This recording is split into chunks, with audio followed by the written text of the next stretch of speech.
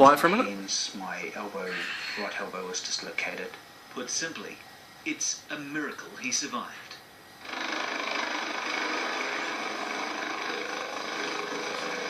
Just above the crash site now exists a memorial, a place for family, friends and former partners to sit and reflect. It was a waste, unfortunately. Do you think much about the guys who lost their lives in that? Yeah, it's one of those things that you never forget. They call it the survivor's guilt, and it's something that no matter how hard, it's always in the back of your mind, trying to figure out why you lived and everyone else passed away.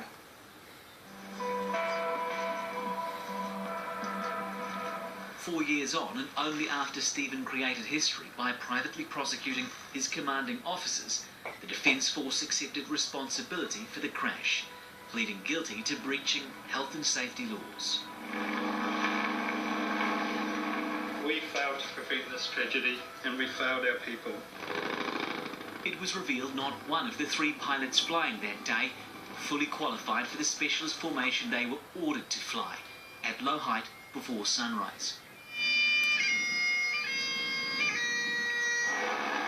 Crucially, the court concluded the Air Force commanders had allowed a dangerous and deadly culture of rule-breaking to exist within a work environment which had few warning systems.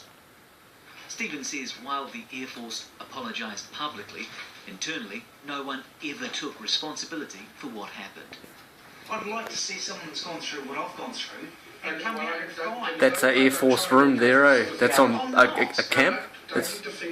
This is a never-seen-before recording made by Stephen just 5 months into his recovery, before he'd even started back full-time. I know at least 3 other crewmates who've been through aircraft crashes, and I've been through all of this with at least 2 of them.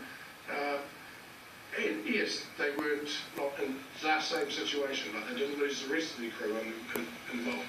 However, they still had aircraft crashes, still had limbs, and they're still going through that mental bits and pieces.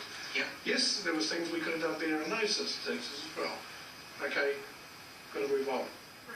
In a meeting with his warrant officer, Stephen is criticised for the amount of support he needs and is belittled over his attitude. You need to start hardening the up a little bit. Stephen began to list and document all of these incidents because he was becoming worried that the Air Force wanted him gone. Fuck yeah. Pretty much they did everything to make my life a misery. When I was based, I started back at work in August. There was no return to work plan created. There was no support when I started going back to work. The transport had been screwed up when I went back to work. By the time he had started back full-time in January 2011, he felt it was clear he was being pushed out. Most of my friends were in the service, so they were all 3 squadron guys.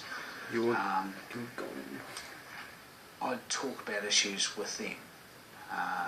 My commanding officer then told me I wasn't allowed to talk to any service people about the issues, and that his door was open so that I could vent if I needed to. I thanked him very much for that. Took him up on it once. He then sat in his chair and said, no other CO has to put up with this bullshit, so I'm not going to get out. How do you feel, on balance, that you've been treated by the Air Force following the crash? Like it was my fault. That's the easiest way to put it. With that in mind, he decided to lay an official complaint, but he says the Air Force wanted to avoid that. They offered him $70,000 in compensation and a trip to America to retrain for a new career. Believing things wouldn't improve, he accepted, leaving December last year. My biggest thing is I don't want it to happen to anyone else. And that's why Stephen is telling us his story. He had to wait patiently until he left Ohakia to be able to tell it, and says that anyone considering a career in the Air Force should sit up and take note.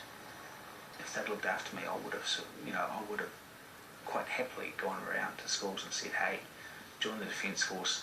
If you get injured, they look after you. But instead, his message is the opposite. The supposed family, there is no such thing in the Air Force. Everyone cares about their own career and themselves, and that's pretty much it. Dan Parker, what does the Air Force say about their treatment of Stephen Cregan? Well, they declined our request for an interview. We are surprised about that, instead sending us a written statement. Dan Parker joins us from Pukirua Bay. Dan. Well, John, the Defence Force says it undertook a mediation process in April last year where all of Stephen's concerns and complaints were addressed. It says a full and final confidential settlement was reached and that at the time it unreservedly apologised to Stephen in relation to all of those matters. The Defence Force's statement also pointed out that it wishes Stephen well for the future. Dan Parker, we do hope people in positions of power aren't going to decline our interview requests this year. Coming up, zero tolerance. Did it work for you?